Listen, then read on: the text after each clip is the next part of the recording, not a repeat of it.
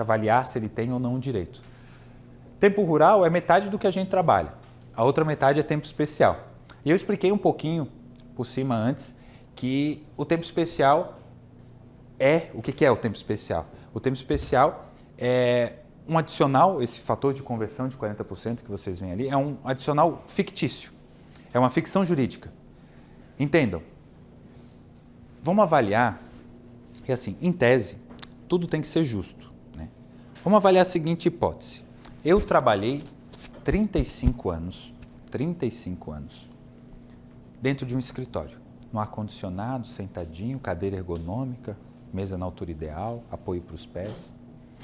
35 anos. E eu tenho um trabalhador que também trabalhou 35 anos, mas dentro de uma metalúrgica, na frente de um forno, jogando cascalho dentro do forno, no calor, carregando peso, barulho excessivo. É justo, seria justo que a gente levasse o mesmo tempo para se aposentar? Porque, lembrem, a aposentadoria é garantir que a gente tem uma vida digna do futuro, né? Essa é a lógica da aposentadoria, porque chega um momento que eu não posso mais trabalhar. Quem que vai se desgastar antes? Quem que vai ter um prejuízo para a saúde maior? A pessoa que trabalhou na metalúrgica por esses 35 anos ou quem trabalhou no escritório? Então é muito justo que quem trabalhou em uma condição prejudicial à sua saúde tenha o direito de uma aposentadoria diferenciada. E a lógica do tempo especial é isso. Se a gente provar que um trabalhador exerceu sua atividade em uma condição de risco à sua saúde ou sua integridade física, esse trabalhador vai ter um critério diferenciado para se aposentar. Isso está previsto na Constituição. Diz a Constituição que a lei adotará critérios diferenciados para pessoas que trabalharem em condições com exposição a agentes físicos, químicos, biológicos, prejudiciais à saúde, algo nesse sentido. Está na Constituição. Então, o que aconteceu com a nossa Lei 8.213? Ela previa o seguinte, olha, se você trabalhou numa condição dessas, se você trabalhou em uma condição prejudicial à sua saúde, você vai ter direito a um critério diferenciado para se aposentar. Então, no caso dos homens, o homem vai ganhar 40% a mais de tempo de serviço, considerando o exercício dessa atividade. Por exemplo, o homem trabalhou 10 anos de uma atividade numa metalúrgica, então ele vai ganhar 4 anos a mais, é 40%. Se ele tivesse trabalhado 5 anos, ele teria ganhado 40% também, ele ganharia 2 anos. Então, tem muito cliente que vem nos procurar e fala assim, mas eu não fechei 10 anos, então eu não ganho os 4. Não é isso.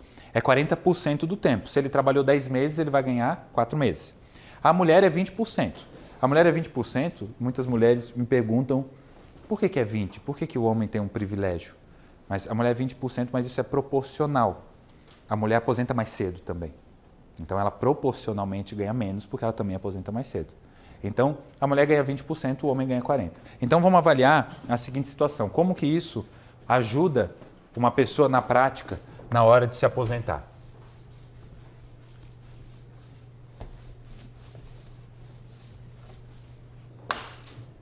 Imagine um homem que tem 30 anos de tempo de contribuição, tempo de carteira assinada. Desses 30 anos, 20 foram exercidos dentro de um hospital, como enfermeiro. O enfermeiro, ele não está exposto a agentes biológicos, ele não está exposto a uma condição de risco, de pegar uma doença, ser contagiado por algum vírus. Então, ele se enquadra nesse caso de trabalho de risco. Então, desses 20 anos, ele vai ganhar 40%. Ou seja, 40% de 20 é igual a 8 anos. Então, olha só, se a gente for pensar na lei antiga, o homem que tinha 30 anos, faltava quanto tempo para ele se aposentar? Faltava 5. Ok. Mas, como 20 anos ele ganha 40%, ele ganhou 8. Então, a gente vai somar o 30 mais o 8 e deu 38. Esse homem pode se aposentar? Ele pode. Então, aí que está a diferença de eu reconhecer tempo especial para alguém. Eu pego alguém que não tem o tempo de serviço ainda suficiente para aposentadoria e considerando que ele exerceu uma atividade que colocou ele em risco durante a vida dele, ele consegue antecipar. Não é justo que alguém que trabalhou numa condição de risco, uma condição que prejudicava a sua saúde, aposente mais cedo? Para mim é muito justo isso. E essa aqui é a forma que a lei adotou para antecipar a aposentadoria daqueles que exerceram trabalhos que ninguém queria exercer. Porque na prática, quando você vai escolher um trabalho, normalmente você escolhe algo que é melhor, né?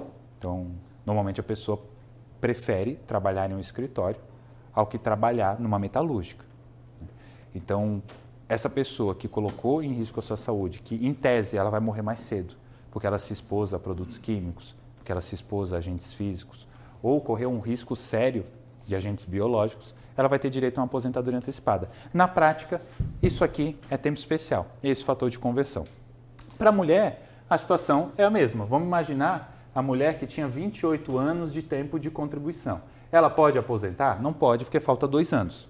Mas desses 28 anos, 10, ela trabalhou numa indústria têxtil,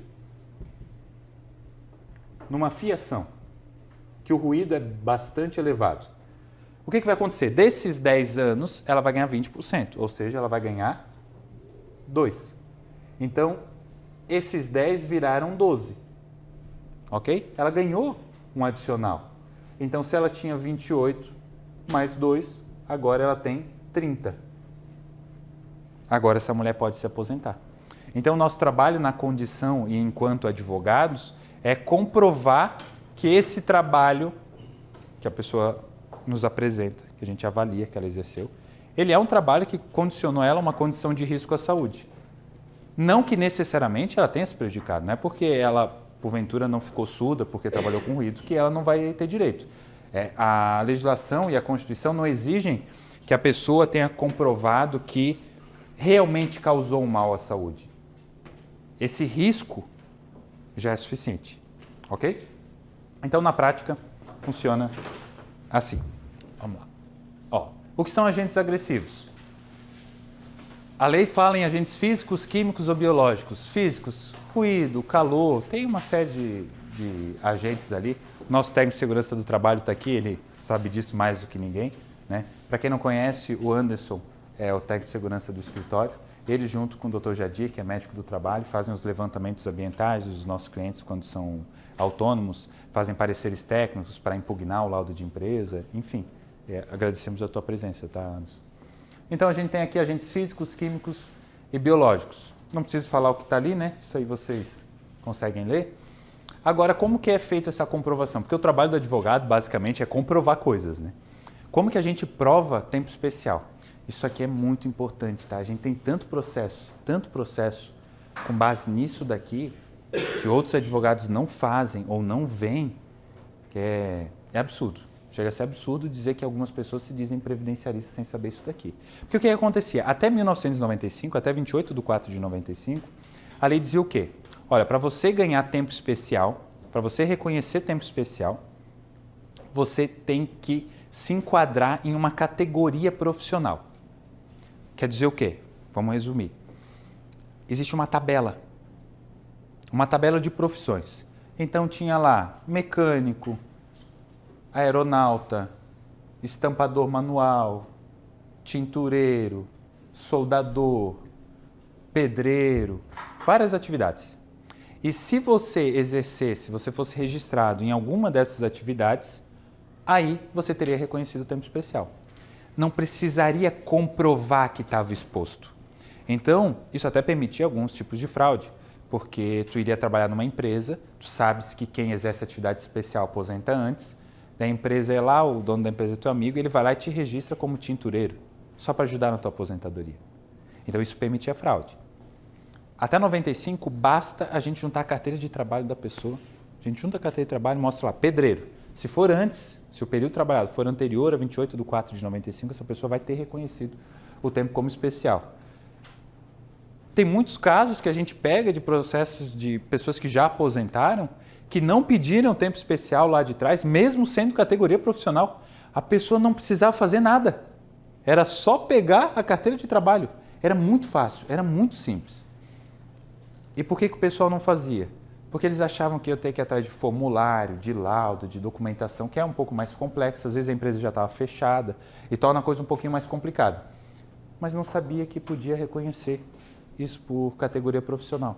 Então, o que o profissional que faz esse atendimento ou faz essa petição faz essa análise jurídica tem que ter conhecimento do que está enquadrado como categoria profissional.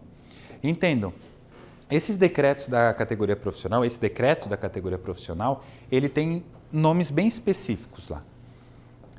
E o nosso judiciário, ele utiliza muito da interpretação. Então, tem nomes que, tem categorias que a justiça reconhece que não estão especificamente lá. Vou dar um exemplo para vocês de um caso recente. Ele foi registrado como almoxarife, meu cliente. Almoxarife. Lá no decreto não tem almoxarife. Não tem, de cabo a rabo não tem. Aí, a gente tem que ter curiosidade, né? Vocês vão ver que um dos valores do escritório, se vocês voltarem para a página 2 lá, vocês vão ver que um dos valores é a curiosidade produtiva. A gente tem que ir atrás, a gente tem que fuçar, tem que pesquisar. Aí eu peguei, eu coloquei almoxarife lá no Tribunal Regional Federal, na jurisprudência. Fui pesquisando, encontrei um acórdão, depois eu encontrei uns 3, 4. O tribunal está reconhecendo a atividade de almoxarife porque ela é similar à de armazenista em armazém. Porque lá, nesse decreto, está lá a profissão, armazenista em armazéns, depósitos e tudo mais. E o almoxarife nada mais é do que um armazenista, né? Isso é um nome diferente. Vou dar um exemplo. Lá no decreto tem vigilante. Daí o cara foi registrado, está lá na carteira dele, vigia. Ele não é vigilante, mas é vigia, a mesma coisa. Então no INSS eles levam em consideração literalmente o que está escrito, né? Mas na justiça eles avaliam de fato a função. Inclusive tem que ter atenção porque muitas vezes a pessoa tem lá na carteira de trabalho uma profissão, mas na prática ela exercia outra. Então às vezes está lá na carteira de trabalho almoxarife e ele foi almoxarife 2 meses, depois ele virou vigilante. O que cabe ao advogado? Perguntar. Sempre continuasse nessa função? Trocasse? O que aconteceu? Ah não, eu nunca exerci essa função. Acontece muito. A pessoa foi registrada numa função, mas ela nunca exerceu essa, ela exercia outra. Então, entendam, o papel aceita qualquer coisa. A carteira de trabalho vai aceitar qualquer coisa. A empresa pode botar qualquer coisa lá. O trabalho do advogado é provar que aquilo está errado. Como que se faz uma prova dessa? Prova testemunhal. Tranquilo, não tem erro. Então, até 95 se reconhece por categoria profissional. O decreto também permitia, caso você não se enquadrasse na categoria profissional, você juntar provas de que você exercia uma atividade de risco. Então, ele permitia, ou se enquadra na categoria, ou você comprovava esse exercício na atividade de risco. Essa comprovação se dá por qualquer meio de prova. E está lá, qualquer meio de prova. Que meios de prova que a gente tem? Prova documental, prova testemunhal, prova pericial. Então, qualquer meio de prova é válido para o período anterior a 28 de 4 de 95. Isso pode parecer muita teoria, mas na prática é o que acontece, tá? Todo dia, todo processo que vocês forem pegar para trabalhar é isso. A gente discute isso. Então, tem que se atentar. É antes de 95? É antes de 95. Pega a categoria profissional? Não pega. Tem que provar. Meu Deus, como é que eu vou provar isso? Não tem laudo, a empresa fechou. O que acontece? É qualquer meio de prova. Qualquer meio de prova. E cabe ao advogado identificar quais meios de prova são esses, né? A única exceção é no que diz respeito, tá ali, ó, ruído, calor, e tem uma coisa que não está aqui, porque na época era pouco discutido, mas a vibração. Ruído, calor e vibração não tem como eu comprovar por qualquer meio de prova. Por quê? Porque existem agentes agressivos que eu consigo ir lá no ambiente de trabalho do mecânico e falar, não, pô, tem aqui, tem thinner, uma garrafa de thinner, aqui tem óleo, aqui tem graxa. Você está vendo, é fácil. Avaliação qualitativa, né? O agente existe. Agora, calor. Porque aqui está calor? Dependendo para quem eu perguntar, as meninas possivelmente vão falar que não. Os meninos que estão de terno vão falar que sim. É muito relativo. Então, não tem como no agente calor a gente utilizar qualquer meio de prova. A gente precisa de um documento técnico, a gente precisa de um laudo ambiental, feito por engenheiro de segurança do trabalho ou por médico do trabalho. Então, sempre que for calor, ruído e vibração, que são agentes que não tem como eu dizer, não, tem bastante vibração, tem pouca vibração, não tem critério. É diferente do óleo na mão, ou está com o óleo na mão ou não está. A vibração, aqui, por exemplo, será que tem vibração? Porque esse ar-condicionado está vibrando. Um pouco tem, mas isso causa um prejuízo à saúde? Não causa, né? Então, no caso do calor e ruído, é a mesma situação. Então, Sempre que for antes de 95, categoria profissional. O que você tem que fazer quando está fazendo análise? Ver se essa profissão enquadra por categoria profissional. Não enquadra por categoria profissional, qualquer meio de prova, com exceção ruído, calor e vibração. É fácil. Não tem erro.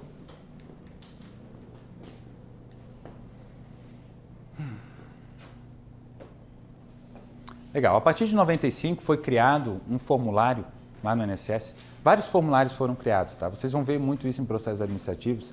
DSS 8030, SB 40, PPP, vários formulários foram criados. Então, a partir de 95, essa comprovação passou a se dar por meio de um formulário entregue pela empresa. Então, já não era mais qualquer meio de prova. Aí já precisava de um formulário da empresa. E passou-se a não permitir mais o enquadramento por categoria profissional. Em 95, a lei foi alterada e não é mais por categoria. Então, o motorista de caminhão, que antes a gente juntava a carteira de trabalho dele, de motorista de caminhão, e ele ganhava até 95, se ele trabalhou de 90 a 2000, até 95 ele vai ganhar por categoria. De 95 para frente, ele vai ter que comprovar que ele estava sujeito a algum risco à sua saúde ou à sua integridade física. Então, a partir de 95, isso se dá por meio de formulário entregue pela empresa. Em 97, teve outra alteração. Eles falam o seguinte, olha, não basta mais um formulário. É necessário ter um laudo técnico, feito ou por um engenheiro de segurança do trabalho ou por um médico do trabalho. E a coisa começou a ficar mais técnica. Porque antes o que a gente comprovava só por categoria ou por qualquer meio de prova, depois começou a precisar de um formulário entregue pelo dono da empresa. E depois não bastava só o dono dar um formulário, porque de 95 a 97 bastava esse formulário do dono da empresa. E daí o dono da empresa podia colocar qualquer coisa, né? Poderia colocar lá que tu é auxiliar de escritório, mas tu mexe com graxa para te ajudar na aposentadoria. A partir de 97, não.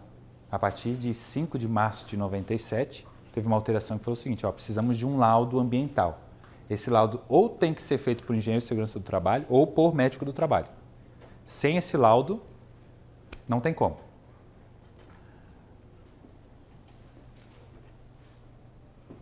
Deixa eu até ler ali para vocês. Ó. Após 97, para reconhecimento de tempo especial, é necessária a comprovação de efetiva sujeição do segurado a agentes agressivos por meio da apresentação de formulário embasado em laudo técnico.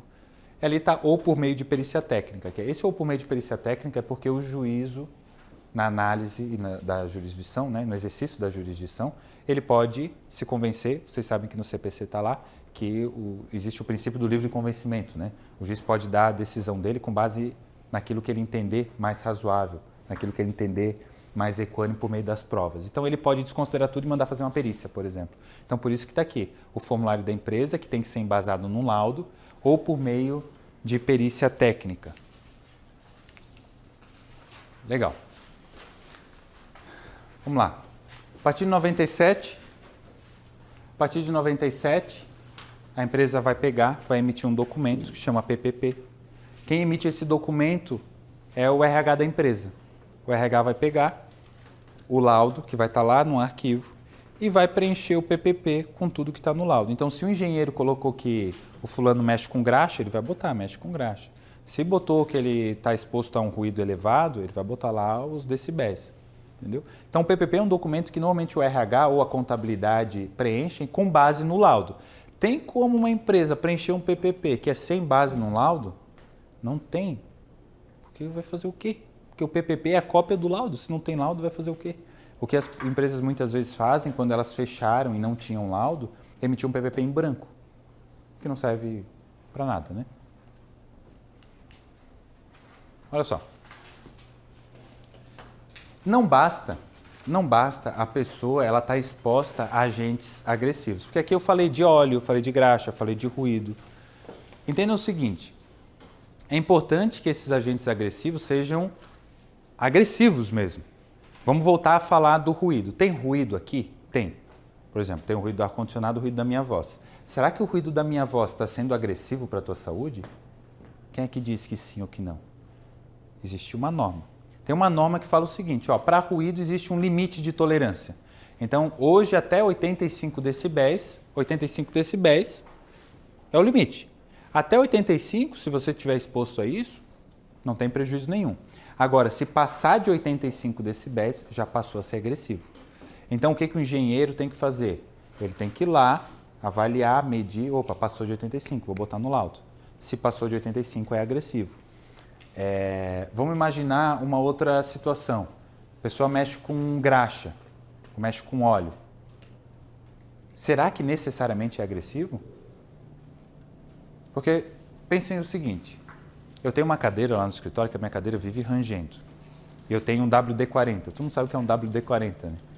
Aí uma vez por mês eu vou lá na minha cadeira e passo o WD-40, que é um óleo mineral. Eu, na condição de advogado, tenho contato com óleo mineral? Tenho. Será que isso é agressivo para a minha vida, para a minha saúde? Não. Porque isso é tão às vezes que não chega a fazer mal. E um fator importante nisso são os EPIs. Lá nesse PPP, que é esse formulário que a empresa tem que entregar, que é preenchido com base no laudo técnico, tem um campo que a empresa tem que informar se ela entregou para esse trabalhador EPI. E qual que é o entendimento judicial? É de que se a empresa colocá-la no PPP, e ela realmente estiver entregue para o trabalhador todos os EPIs necessários para neutralizar os efeitos nocivos desse agente agressivo, a pessoa não vai ter direito à aposentadoria especial. Pensem comigo. Vamos avaliar uma situação aqui. A pessoa mexe com acetona. Então, é um químico que ele trabalha com acetona. E acetona, segundo os registros ambientais, para a pessoa não ficar exposta, isso não fazer mal para a saúde dela, ela tem que utilizar uma máscara de vapores orgânicos, ela tem que utilizar luva, ela tem que usar avental, bota e óculos. A acetona é um agente agressivo que a insalubridade se dá por limite de tolerância. Então, se a empresa entregou tudo isso para essa pessoa, tiver comprovado, assinado, a pessoa recebeu treinamento, está tudo certo. Essa pessoa, apesar de ela ter sido exposta, ela vai ganhar aposentadoria especial? Não vai ganhar. O STF decidiu, quando o julgamento do ARI 664335, o seguinte: o direito à aposentadoria especial pressupõe a efetiva exposição do trabalhador a agente nocivo à saúde, de modo que, se o EPI for realmente capaz de neutralizar a nocividade, não haverá respaldo constitucional à aposentadoria especial. Então, o STF já decidiu com repercussão geral, todo mundo sabe que é repercussão geral, que se tiver EPI eficaz, não tem como. Qual que é o trabalho do advogado? Pensem bem. Vocês acham que a empresa vai entregar um documento dizendo que ela não entregou EPI para a pessoa? Ela não vai. Ela sempre vai dizer que entregou EPI. Até porque, quando ela entrega EPI e ela coloca lá no PPP que esse EPI é eficaz, ela não precisa pagar insalubridade. A empresa quer pagar insalubridade ou ela não quer pagar insalubridade? É lógico que não quer. Então, entendam, normalmente o processo vem para a gente ali com EPI eficaz, sim. Está lá no PPP, sim. EPC eficaz? EPC, equipamento de proteção coletiva. Eficaz? Sim. O que é um erro técnico bem grande, né? O Anderson vai concordar comigo, né, Anderson?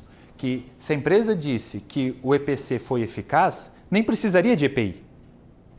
Né? Porque se o EPC já foi eficaz, para que eu vou ter EPI? Vou dar um exemplo de EPC. Eu tenho uma máquina que gera muito ruído, muito barulho. Uma coisa que a empresa poderia fazer é fazer um enclausuramento da máquina. Então, tem muitos técnicos que entendem que esse enclausuramento seria um EPC, o equipamento de proteção coletiva. Então, coletivamente, ele vai impedir que o ruído chegue no trabalhador. Se a empresa já enclausurou a máquina e ela não emite mais ruído, ela precisa entregar EPI para a pessoa, para o funcionário? Não, porque não tem mais ruído. E às vezes vem o PPP que fala assim, não, o EPC é eficaz, o EPI é eficaz. Mas para que tu está dando EPI se o EPC é eficaz? Alguma coisa já está errada. E normalmente vem tudo sim, tudo sim. Quem pega lá na prática percebe que é assim. Então, o grande problema da advocacia previdenciária hoje, principalmente o nosso, que a gente trabalha muito com tempo especial, é essa questão de EPI. Esse é o nosso problema hoje.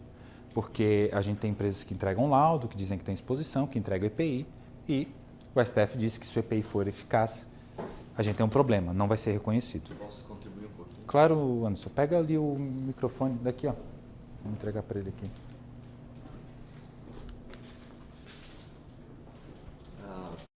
A palavra do doutor, eu gostaria de até contribuir, né? Na minha área, inclusive, o doutor Ademir esteve comigo, a gente fez uma visita e eu costumo registrar com fotos e ele estava usando o respirador. Aí eu fiquei pensando que eu ia ilustrar o documento ali com a foto, então poderia até ficar questionável, né? Mas ele estava usando o EPI. Então eu evidenciei no documento que, apesar dele ser autônomo, ele nunca participou de nenhum treinamento de utilização de EPI e que na verificação, na inspeção do equipamento, ele não apresentava boas condições. Então, para vocês entenderem, assim, na parte técnica, não falando da questão jurídica, neutralizar um agente, ele tem que fechar um ciclo, que é a entrega do EPI, o treinamento. O treinamento não é ensinar ele a colocar uma luva ou um calçado, mas sim falar das responsabilidades dele como empregado, né, e da atribuição do empregador. Então, isso eu procuro deixar evidente no documento, porque às vezes tem uma imagem ali, ou ele diz que recebe EPI e pode ganhar ou perder uma ação, né? De fato, entendo, Anderson, de fato é bem assim. O que ocorre é o seguinte: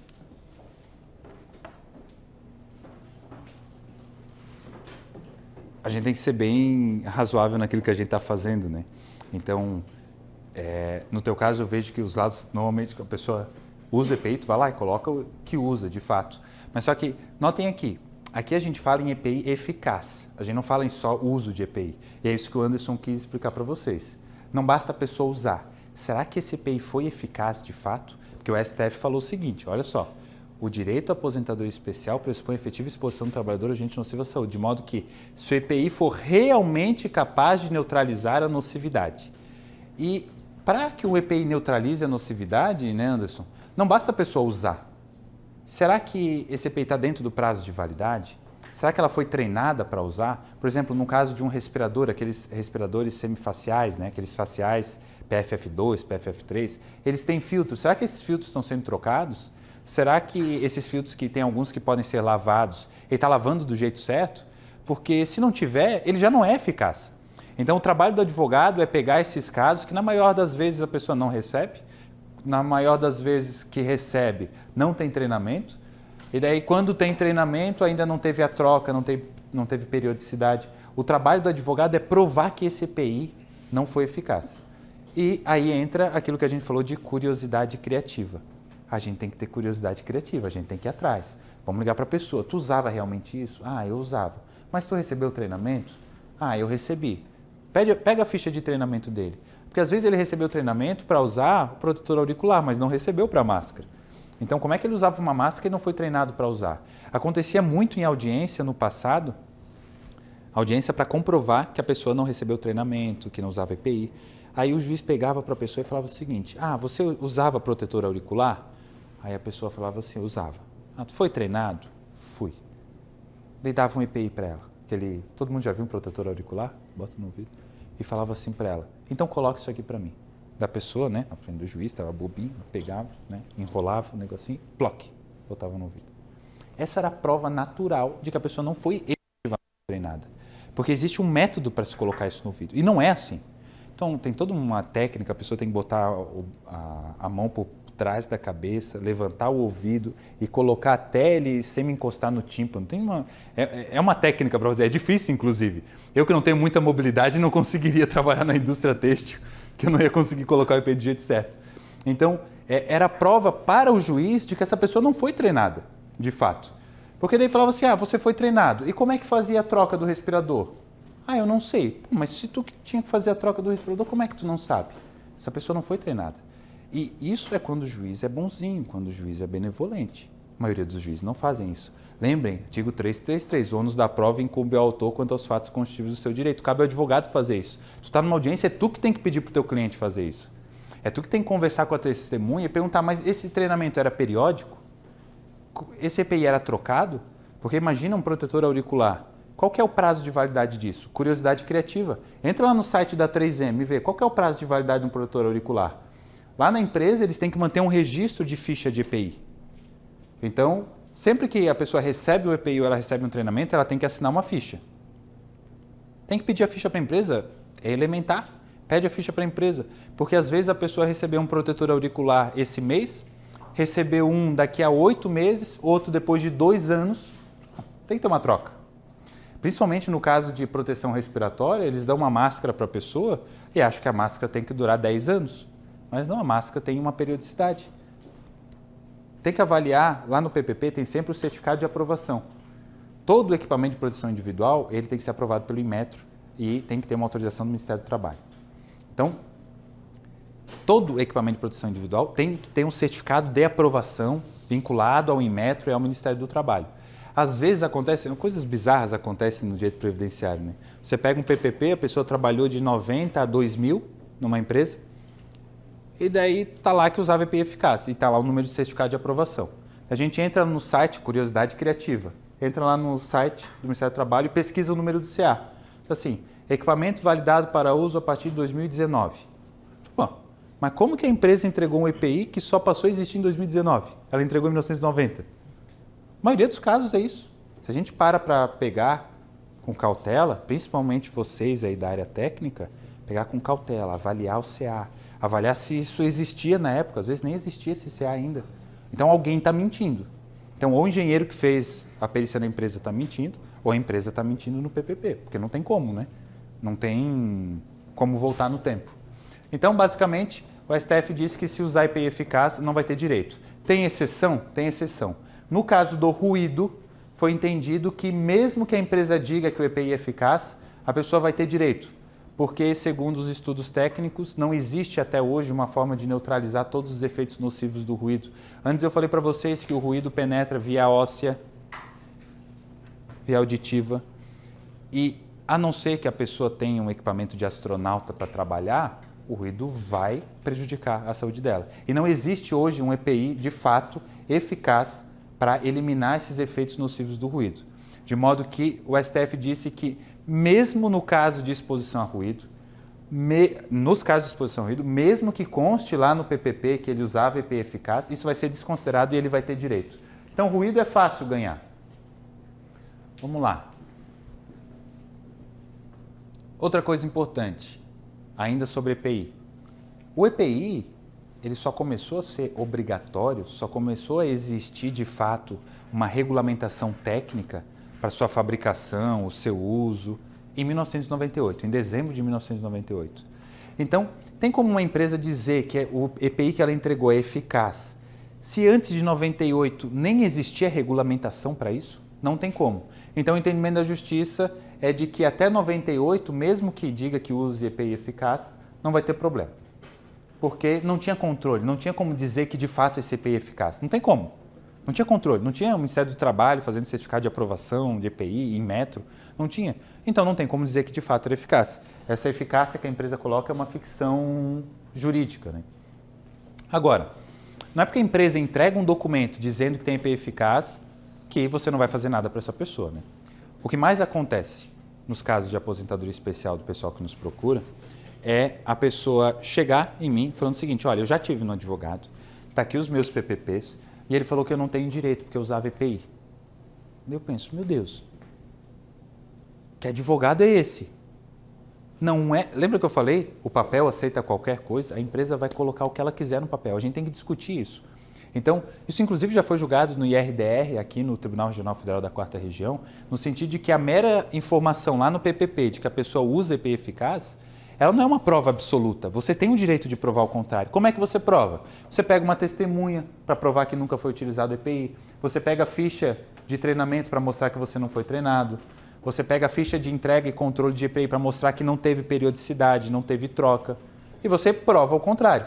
E é isso que a gente tem que fazer dentro dos processos. Curiosidade criativa. Esse é o trabalho do advogado. Encontrar provas, encontrar meios de provar que aquilo que a gente quer dá certo. Quais são as exceções de eficácia do EPI? Ruído. STF já disse que ruído, mesmo que você use o EPI eficaz, ele não é eficaz porque não existe EPI para ruído. Agentes biológicos, o entendimento pacífico do judiciário é de que quem está exposto a agentes biológicos vai ter direito. Não importa se diz que usa EPI, porque é muito improvável que alguém que trabalha numa condição de exposição a agentes biológicos consiga não se infectar. O exemplo da Covid agora é ótimo, né? Todos os enfermeiros, todos os médicos utilizavam os EPIs que o Ministério do Trabalho entende necessário. Luva, máscara, tudo certo. Quantos que não pegaram Covid? Então, é muito difícil quando se fala em agentes biológicos, se falar em EPI eficaz. O entendimento judiciário é de que não existe. Agentes cancerígenos. Existe uma portaria, que é a Portaria Interministerial número 9, do Ministério do Trabalho, que ela está regulamentando o decreto 8123 de 2013. Então, lá em 2013 teve esse decreto 8123 que falou o seguinte: se você se expuser a agentes cancerígenos, agentes reconhecidamente cancerígenos, mesmo que você use EPI e que a empresa diga que esse EPI é eficaz, você vai ter direito ao tempo especial. Então, vocês viram que é importante a gente comprovar que esse agente é cancerígeno. Então, tem uma lei que fala, recapitulando, se você provar que você está exposto a agentes cancerígenos, você vai ter direito, mesmo que use o EPI eficaz. O que é agente cancerígeno? Quem diz o que é cancerígeno? Porque na internet a gente pega de tudo, né? Quem toma Coca-Cola vai ter direito, porque tem agente cancerígeno na Coca-Cola, corante caramelo 14 lá. Então, é muito relativo. Quando entrou em vigor esse decreto, o 8123 de 2013, ainda não se sabia o que era agente cancerígeno. E lá no final do decreto ele falava o seguinte: caberá ao Ministério do Trabalho emitir uma portaria dizendo tudo que é cancerígeno. Em 2014, foi editada a portaria interministerial número 9, que traz uma relação de todos os agentes reconhecidamente cancerígenos em humanos. Então, você quer saber se a pessoa vai ter direito mesmo usando EPI? Abre a portaria interministerial número 9, vai estar lá a LINAC, que é a lista dos agentes reconhecidamente cancerígenos em humanos. E se o teu cliente tiver exposto a alguma coisa que está lá, você vai ter direito. Tem um caso emblemático agora que foi julgado recentemente pelo TRF4 de uma cabeleireira. Porque o formaldeído, ele consta na LINAC, que é a lista dos agentes cancerígenos. E no passado, hoje menos, mas no passado se usava muito formal. Então a cabeleireira vai ter direito a tempo especial? Aquela ali ganhou. Porque ela mexia com formal é agente cancerígeno, ela conseguiu reconhecer o tempo como especial. Periculosidade. Não existe EPI para periculosidade. Vamos imaginar o frentista está lá no posto de gasolina. Ele pode botar a roupa do Batman. Se explodir o posto, ele vai morrer. O eletricista que está mexendo na linha viva, ele pode botar a roupa que ele quiser, roupa de astronauta. Se ele botar a mão no lugar errado, ele vai sair um carvão, né? Então, sempre que se tratar de periculosidade, também não há que se falar em EPI eficaz. Muito tranquilo, tá? Exposição habitual e permanente. Olha só, lembra que eu dei o exemplo da minha cadeira? Que uma vez por mês eu vou lá e passo óleo nela? Então, eu mexo com um produto químico. Inclusive, olha só, o óleo mineral ele é composto por hidrocarboneto aromático, que é composto de anéis benzênicos. O benzeno é um agente que está lá na LINAC. Então, olha só, eu como advogado, eu tenho contato com benzeno, que é um agente cancerígeno. Vou ter direito? Não, porque a legislação entende que essa exposição ela tem que ser habitual e permanente. Não pode ser às vezes, de vez em quando. Tem que ser uma exposição habitual e permanente. E o que é exposição habitual e permanente? Uma análise pouco semântica da coisa e muito literal levaria a impressão de que habitual e permanente, a exposição habitual e permanente é aquela que acontece em todos os momentos. Agora, qual que é a profissão? Vamos imaginar com óleo. Qual que é a profissão que a pessoa fica 100% do tempo mexendo com óleo? Não tem, só se ela mergulhar dentro de um barril de óleo. Porque até o mecânico que mexe o dia todo com óleo, uma hora ele limpa a mão, daí ele vai fazer outra coisa, ele vai lá, tira o carro, ele não fica o tempo todo. Então, exposição habitual e permanente não pode ser entendida como aquela exposição que é o tempo todo, a jornada inteira de trabalho. Nós temos a legislação, a IN 128 prevê isso, a Lei 8.213 também está prevendo isso, já por uma alteração de decreto, de que a exposição habitual e permanente ela deve ser entendida como a exposição indissociável à produção do bem ou à prestação do serviço. O que é indissociável? É aquilo que eu não conseguiria exercer sem ter a exposição. Então, indissociável quer dizer que não tem como eu exercer aquela função sem eu estar exposto de forma diuturna, várias vezes ao dia, àquele agente. E aqui a gente tem um problema muito grande, que esses laudos feitos pelas empresas, eles não levam em consideração a lei previdenciária. Eles levam em consideração a NR15, eles levam em consideração a norma trabalhista. E não existe nenhuma norma trabalhista que diga o que é habitual e permanente. Hoje não tem, já teve há muitos anos atrás. Então, quando um engenheiro ele vai fazer um laudo, o que é habitual e permanente para ele? Porque o que o Anderson entende como habitual e permanente, o Dr. Jadir, que é médico do trabalho, pode entender diferente. No âmbito trabalhista, cada um vai ter o seu posicionamento, mas no âmbito previdenciário existe uma norma. Então, a gente tem muita dificuldade com os laudos, com esses LTCATs feitos pelas empresas, porque eles levam em consideração algo que é um pouco subjetivo. Tem muito laudo de mecânico, muito laudo de eletricista que diz que a exposição deles é habitual e intermitente. Mas essa exposição não é indissociável? Possivelmente ela é indissociável e ela tem que ser considerada como habitual e permanente. Olha só.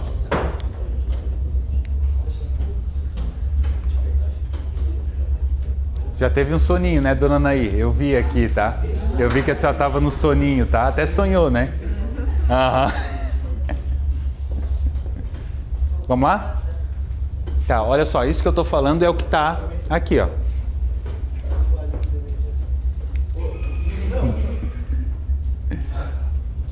Olha só, é muito intuitivo isso daqui. Vocês têm que ler com calma. Ó, a habitualidade e permanência do tempo de trabalho em condições especiais não pressupõe a exposição contínua ao agente nocivo durante toda a jornada de trabalho, mas sim que tal exposição deve ser íncita ao desenvolvimento das atividades do trabalhador, integrada à sua rotina e não de caráter eventual. Exegese diversa levaria à inutilidade da norma protetiva, pois em raras atividades a sujeição direta ao agente se dá durante toda a jornada de trabalho. É muito lógico, né? Realmente, qualquer profissão que a pessoa está 100% do tempo exposta a algum agente nocivo, né? Vamos lá. O STJ já decidiu a mesma coisa, essa questão de habitualidade tem que levar em consideração a indissociabilidade. A TNU disse a mesma coisa. Nós temos a súmula 198 do extinto TFR, que diz que nosso tribunal, inclusive, aplica essa súmula. Ela diz o seguinte: atendidos os demais requisitos, terá direito à aposentadoria especial o trabalhador que comprovar que exercer atividade insalubre, perigosa ou penosa, ainda que por perícia técnica. Súmula muito boa para quem está fazendo os processos judiciais. Às vezes o laudo da empresa está dizendo que é insalubre, mas aquilo não se encaixa necessariamente nos decretos da Previdência Social. E esse aqui é um fundamento que pode salvar um processo. Vocês da área técnica têm que tomar bastante atenção com isso. Agentes cancerígenos, eu já expliquei. Aqui se fala em hidrocarbonetos aromáticos. Tudo que é óleo, graxa, solvente tem hidrocarboneto aromático. É a maior parte dos nossos casos. Vocês vão ver que é o normal. A pessoa está mexendo com solvente, com thinner, com querosene, com diesel, com gasolina, com esses químicos fortes, esses inorgânicos fortes, né?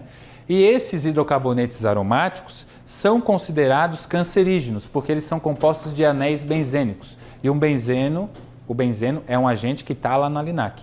Então, se você tem um trabalhador, um segurado, que tem o PPP, mesmo que diz que tem EP eficaz, e ele mexe com algum desses produtos, esse é o fundamento para ganhar o processo.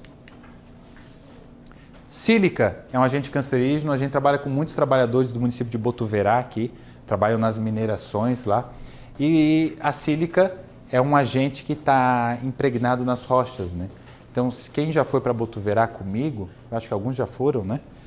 Quando a gente passa perto dessas mineradoras, parece que tem uma fumaça, mas não é. Isso daí é poeira da rocha. E essa poeira tem sílica. E essa sílica é um agente cancerígeno. Poeira de madeira. Olha só, está lá na LINAC também que a poeira de madeira também é um agente cancerígeno.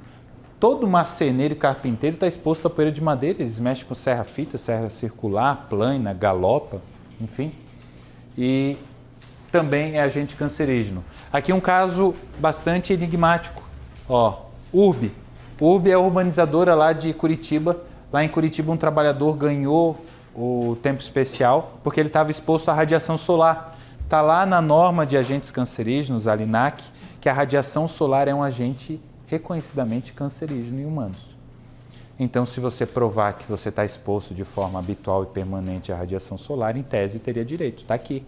Essa aqui é uma decisão positiva. Eu encontrei 3 até hoje e umas 50 desfavoráveis. No sentido de que se toda pessoa que trabalha no sol for receber, previdência vai virar um caos, né? Mas tem decisões positivas. Nós temos alguns casos que a gente encaminhou no sentido de exposição à radiação solar para carteiros. O carteiro fica o dia inteiro no sol. Inclusive, a gente tem um caso que está mais avançado, que além dele ter trabalhado no sol durante 28 anos, ele adquiriu câncer de pele, o que é a prova efetiva de que o trabalho no sol é cancerígeno. Então esse é um caso paradigmático bastante legal para se trabalhar, porque é difícil quando você está lá no tribunal, você vai fazer uma sustentação oral, explicar que realmente a pessoa foi prejudicada se ela não foi. E aqui eles estão negando vários casos, as decisões mais recentes são desfavoráveis, falando que, mas todo mundo que trabalha no sol, aquela coisa, tá difícil no tribunal. Mas se eu levo lá um caso em que a pessoa realmente adquiriu câncer de pele e ela trabalhou a vida toda no sol, fica um pouco mais fácil de convencer. Às vezes o caso concreto é o que torna o julgamento diferente. Às vezes se muda uma orientação jurisprudencial por causa de um caso concreto. Uma coisa que é muito importante no direito previdenciário, no direito tributário é muito importante também, porque tudo que envolve previdência e tributo envolve Constituição e envolve repercussão geral. Normalmente vai para o STF ou para o STJ, eles julgam e valem para todos. Quando o caso que o STF ou o STJ assumiram para julgar, chega lá e é um caso que foi mal instruído, tem poucas provas, foi mal feito, a argumentação foi deficiente, muitas vezes as associações de advogados, o Instituto de Advogados Previdenciaristas, o Núcleo de Proteção ao Direito Previdenciário, todos esses órgãos de direito previdenciário ou de direito tributário, eles chegam no advogado e falam o seguinte: vamos desistir desse processo. Por quê? Porque ter uma decisão em repercussão geral negativa, porque o caso que chegou lá era muito mal feito, ele foi mal instruído durante o processo, pode criar um precedente muito ruim para todos. Então, por exemplo, se a gente for julgar, imagina que o TRF4 vai julgar um recurso repetitivo sobre possibilidade de reconhecimento da exposição solar para fins de tempo especial. Seria melhor eles julgarem um caso concreto em que a pessoa ela realmente adquiriu câncer de pele ou uma pessoa que... Não. Seria muito melhor. Isso mexe muito mais com os julgadores. Então, tem um processo bem fundamentado, tem um leading case bem fundamentado, bem exemplar, faz diferença. Aqui, ó, o caso foi reconhecido porque está lá na portaria interministerial número 9 que eu tinha comentado como agente cancerígeno. Tudo que é bom dura pouco. Já mudou. Decreto 10.410 mudou essa situação. A partir do decreto 10.410, mesmo que a exposição a agentes cancerígenos ocorra, o uso de EPI vai ser considerado. Vocês vão ver que na prática isso muda pouco. Na prática muda pouco porque antes disso a Constituição já tinha mudado, já teve a reforma da Previdência, agora já está tudo pior. Então, para quem já estava mal, isso daqui foi até um beijo no rosto. Legal, então eu expliquei para vocês que quando a pessoa trabalhou antes de 95, categoria profissional ou qualquer meio de prova. A partir de 97 tem que ter o formulário PPP. Tem que ter um laudo emitido por um engenheiro ou médico do trabalho. Agora imagine que você trabalhou numa empresa e essa empresa fechou. Como é que você vai conseguir o laudo dessa empresa? Como é que você vai conseguir esse PPP? Difícil, né? Olha só, decisões do nosso tribunal. É posição desta turma que os valores... Não quero falar de valor. Aqui, ó. Item 2. Possibilidade de realização de perícia técnica por similitude para verificação da especialidade da atividade na hipótese de empresa distinta. O que a decisão aqui entendeu? Olha, se a empresa está fechada, a gente pode fazer uma perícia técnica numa empresa similar, o que é uma possibilidade. Então a gente entra com um processo e fala o seguinte: olha, a empresa já fechou, ela está fechada, não tem laudo, não tem nada, mas tem uma empresa aqui que é muito parecida. Vamos fazer a perícia nessa empresa. O tribunal aceitou. Olha só. Tratando-se de empresa inativa e considerando que o reconhecimento da especialidade da atividade de vigilante depende da comprovação de efetiva exposição a agentes prejudiciais à saúde ou à integridade física, a perícia por similaridade, ainda que seja válida, não seria fidedigna em relação ao uso da arma de fogo no caso concreto. A prova contida no processo é insuficiente para a determinação da especialidade de parte do período reclamado. Muito importante. Olha só, às vezes a gente vai lá e vai pedir a perícia, mas o que garante que a pessoa fazia a mesma coisa que naquela outra empresa? Vamos imaginar o seguinte: eu era operador de máquina de costura, eu era um costureiro numa empresa que tinha 20 máquinas. Aí eu vou lá e peço para fazer perícia numa empresa na Hering, que tem 500 costureiras, 500 máquinas de costura. O ambiente é o mesmo? As máquinas, será que são as mesmas? O que o tribunal entendeu aqui? Esse senhor era vigilante. E o vigilante, para ganhar o tempo especial, pelo menos naquela época, hoje já mudou, tudo muda, né? É difícil, eu sei. Por isso que eu tô careca. E o vigilante, para ganhar tempo especial naquela época, precisava usar arma de fogo. Hoje o entendimento do STJ já é em sentido contrário, que mesmo sem o uso de arma de fogo ele teria direito. Mas do que adiantaria fazer uma perícia numa outra empresa que tem um vigilante, se a gente não sabe se ele realmente usava arma de fogo? Tá vendo que é uma perícia que seria inócua, ela não teria sentido? Aqui eles entenderam o seguinte, olha, antes de fazer a perícia, a gente precisa fazer uma prova testemunhal para saber se essa pessoa usava arma de fogo. Para depois, se ela usava arma de fogo, aí fazer uma perícia. Entende? É muito lógico, né? Outra, tendo em vista a inativação da empresa e constando nos autos apenas a carteira de trabalho com anotação no cargo de serviços gerais, necessária a produção de prova testemunhal a fim de apurar as atividades envolvidas. Em resumo, na prática, o que acontece hoje? A empresa está fechada, a gente vai ter que pegar e pedir uma perícia numa empresa similar ou já juntar o laudo de uma empresa similar. Mas o que garante que essa empresa é similar? Aí é difícil, né? Porque se eu sou costureira numa facção, eu vou juntar um laudo da Sulfabril que tinha 1000 costureiras? Não são similares, nitidamente. Mas o que diz que é similar? Como é que eu vou saber que é similar? A Justiça hoje tem entendido que é necessária a produção de prova testemunhal. Então, se eu quero utilizar o laudo de uma empresa similar ou eu quero fazer uma perícia por similaridade, eu tenho que pegar testemunhas que digam para o juiz como era o meu ambiente de trabalho. Ah, você operava a máquina, mas que máquina? Era uma máquina antiga? Era uma máquina nova? E quantos colaboradores tinham? Como que era o ambiente de trabalho? Porque se eu trabalhava num local com 10 costureiras numa pequena facção, eu não posso usar como similar o laudo da Cia Hering, da Sulfabril, da Malve, que tinham mais de 1000 costureiras uma do lado da outra. Isso não é similar. Então, justamente para evitar que se fizesse isso, porque o advogado, é claro, né? O que eu vou fazer? Eu vou pegar um laudo com ruído ruim de uma facção de fundo de quintal? Não. Eu vou pegar o laudo que mais tem ruído, que normalmente é a maior empresa. E a Justiça, num primeiro momento, ia reconhecendo. Chegou o momento que o juiz pensa, pô, eu não sou panaca, né? Então, tem que ver o que de fato é similar. Então, no primeiro momento, eles começaram a negar a utilização do laudo similar, porque ele nitidamente não era similar, as funções, a atividade, ou não se comprovou essa similaridade.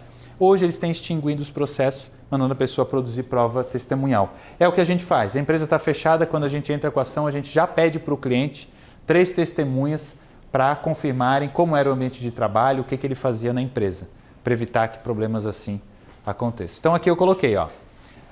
A instituição normativa e a lei nada falam sobre as empresas fechadas. O que fazemos? Declaração de 3 colegas de trabalho. Nós juntamos um laudo de uma empresa que julgamos similar. Nós juntamos um parecer do nosso médico do trabalho que avalia essa similaridade e diz que, de fato, essa atividade, o setor, o ambiente de trabalho eram similares. Busca de outros processos judiciais em que trabalhadores da mesma empresa buscaram e tiveram reconhecido o tempo especial. Eis que lá podem ser encontrados laudos de empresas similares. Curiosidade criativa. Vocês viram quantas vezes eu falei sobre curiosidade criativa? Pô, eu estou fazendo um processo de alguém que trabalhou numa empresa que fechou ali em Brusque, a Renovil. Renovil fechou, né? Renovil fechou, não tem laudo da Renovil. Pô, será que não tem como eu entrar lá no Google, fazer as pesquisas do jeito certo e tentar encontrar uma ação trabalhista que aconteceu enquanto a empresa estava ativa? Será que não tem como eu ir lá no tribunal e ver se alguém dessa empresa já não tentou se aposentar, já não fez uma perícia judicial? Ou será que essa empresa não deixou laudos em algum local? Então esse é o trabalho da curiosidade criativa. A gente tem que ser curioso, a gente tem que investigar de forma produtiva, né? Legal, fácil? Fácil, né? Lembra que eu falei que a parte da manhã era mais chato, assim, é mais teórico. Aqui é um pouquinho mais prático, é menos lei e mais conteúdo. Legal. Vamos lá. O que vocês têm que ter atenção? Principalmente o pessoal da área técnica, vocês aqui. Muita atenção. Não basta eu estar exposto a algum agente agressivo. Eu tenho que ver se esse agente agressivo ele tem um limite de tolerância. Lembra que eu falei da acetona? Não é porque eu estou exposto à acetona que eu tenho direito. Qual que é o limite de tolerância? Nós temos lá na NR15 o anexo 13 e o anexo 11 e 12. O que tem no anexo 13 e o anexo 11 e 12? O anexo 11 e 12 trazem produtos químicos que, para eu reconhecer o tempo especial, a exposição tem que ser acima dos limites de tolerância. E tem o anexo 13 que diz que a simples exposição já daria direito, que não tem limite de tolerância. Por exemplo, óleo diesel, óleo mineral, tem vários agentes que estão lá no anexo 13. Não vou abrir o anexo, vocês abram em casa, né? Eu tenho certeza que vocês vão chegar em casa hoje e abrir esse anexo. Tenho certeza que vocês vão ficar ansiosos para ver quais produtos têm limite de tolerância.